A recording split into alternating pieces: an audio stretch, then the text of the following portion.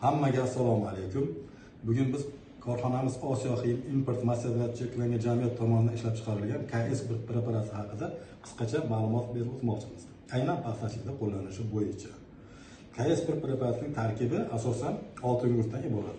Bu yerda oltin gurt o'ta mayda zarrachalar holatida bo'ladi, nano shaklda bo'ladi. Uning tarkibida 60% oltin gurt bor, qolgani suv va sirtqi aktiv moddalardan iborat. Ushbu preparatimiz paxtachilikda asosan o'rgimchiginiga qarshi qo'llaniladi. Aynan ISO preparatining o'rniga qo'llaniladi.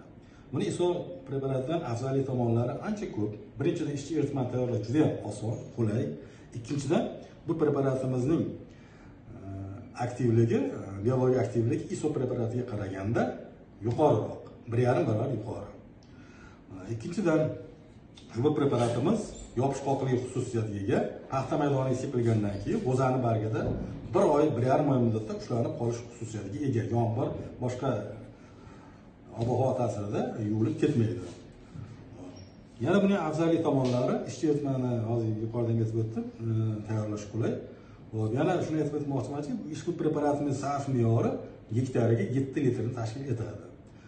Ishchi eritmani tayyorlashda 100 litr suv hisobiga 3 litr KS1 preparatini eritiladi. Agar OOH purkagichining bitta bakining hajmi 300 litrligini hisobga oladigan bo'lsak, bitta bakiga 9 litr, ikkinchi bakiga 9 litr qo'yib, bu yoqqa 300 litr, bu yoqqa 300 litr suv quyiladi-da, ishchi eritmani gektariga 250-300 litr sarflangan holda sepib chiqiladi. Endi ushbu preparatimizni qanday qilib eritish haqida qisqacha ma'lumot berib o'tmoqchimiz. Suspenziyalar bilasizlar, aqd o'tishi bilan ayniqsa oltin suspenziyasi ikki qavatga ajralib qoladi. Suv qismi va suspenziya qismiga ajralib qoladi. Ushbu preparatlarni ishlatishdan oldin siz avvalo buni qopqog'ini ochmasdan oldin yaxshilab aralashtirishingiz kerak. Buning uchun yaxshilab buni 3-4 marta ezasiz va har bir yo'nalishda kamida 1 minut davomida aralashtirasiz. Keyin qopqog'ini ochib, kerakli miqdorda o'sha baklaringizga qo'yasiz. Idishni bo'shagandan keyin idish ichini ham yaxshilab 1 marta, 2 marta toza suv bilan chayib, uni ham ishchi eritmaga qo'shib yuborasiz. Hozir mana shu preparatimiz qanday shaklda ekanligini sizlarga ko'rsatib o'taman. Mana aralashtirgan eritmani qopqog'ini ochaman. Mana bu ozgina qo'yib ko'raman.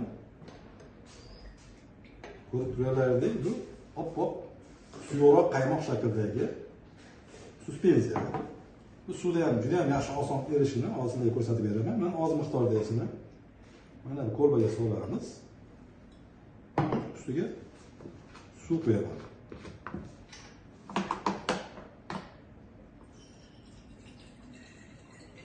Mana ko'rib turganlaringdek, juda ham osonlik bilan ortiqcha hali nima kucham kerak emas. Shunday soldingiz, erib ketdi. Oppoq sutga o'xshagan eritma hosil bo'ladi.